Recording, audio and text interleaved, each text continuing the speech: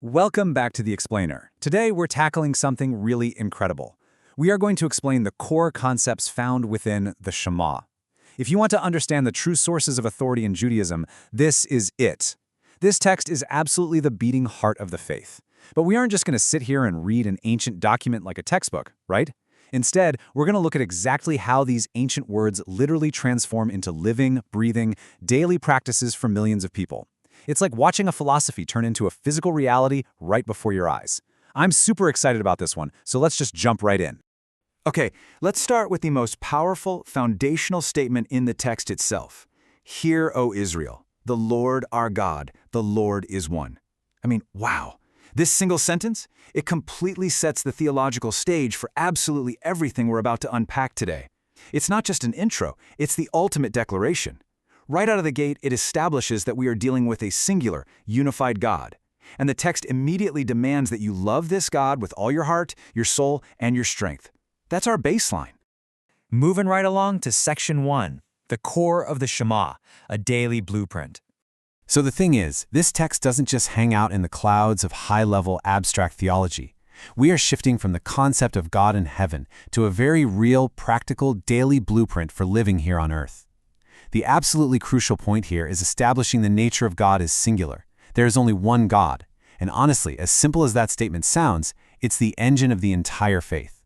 It's a concept you have to love with all your heart, soul, and strength. When the text says these commandments need to be on your hearts, it means this singular focus should totally drive your internal life.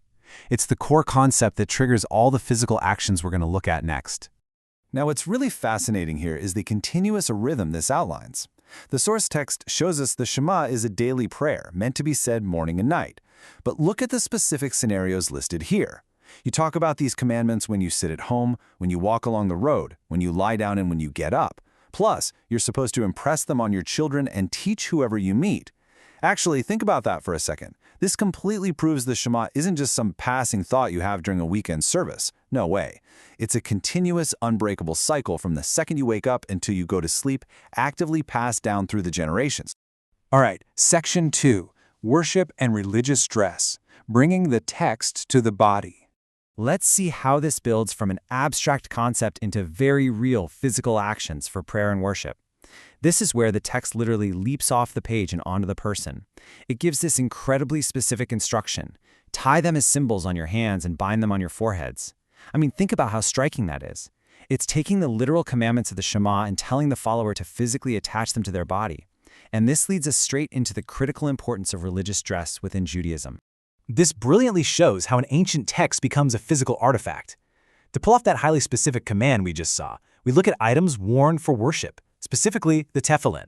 The command to bind the words translates directly into wearing tefillin during prayer. It's such a perfect example of a source of authority not just being studied, but actually being worn. You are literally binding the teachings to your head and hands as you pray, exactly as the source text requires. Next up, Section 3, Symbols in the Home, Decorating with Devotion. But the physical manifestations of the Shema don't just stop at the human body. They extend right out into how a living space is actually built and maintained.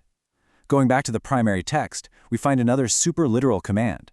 Write them on the doorframes of your houses and on your gates. Once again, the Shema demands that these core commandments be permanently attached to the physical world, this time to the actual structure of the home. It's all about taking spiritual law and making it a permanent architectural feature of your everyday environment. So how do you practically pull that off? Well, you use a mezuzah.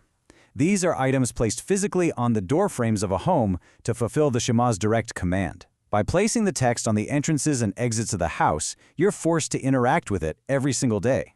You literally cannot leave for work or come home to relax without passing by this physical manifestation of the text. It completely transforms the home into a space of continuous visual worship. Okay, Section 4, Lessons and Takeaways, Testing Our Knowledge. Let's recap. Now that we've traced the text from the page, to the mind, to the body, and finally to the home, let's lock all of this in. If you're studying Component 3 for Judaism, you might face exam questions exactly like these. Number 1, describe what the Shema teaches about God. And number 2, describe the importance of religious dress. Everything we've talked about today gives you the ultimate answer key to these prompts. So let's quickly summarize our findings so you're totally prepared. This beautifully recaps our entire journey through the source text. First, the nature of God. The Lord is one, which creates this singular focus of devotion. Second, worship. It dictates a daily rhythm, said morning and night. Third, religious dress.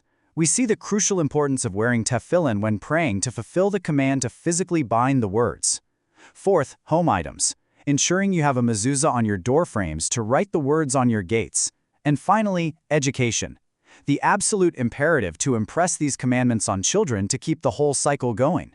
It all links together so seamlessly, moving from belief straight into action. To wrap things up, I want to leave you with this thought to ponder. How does taking an ancient text literally continue to shape and transform modern daily routines? When you really step back and look at the core concepts found within the Shema, you realize that for millions of people, these ancient words are never just history, because they directly dictate what you wear, how you decorate the doors of your house, and what you teach your kids on a walk. They are lived out dynamically every single day. Thank you so much for joining me to explore this incredible text, and I'll catch you on the next explainer.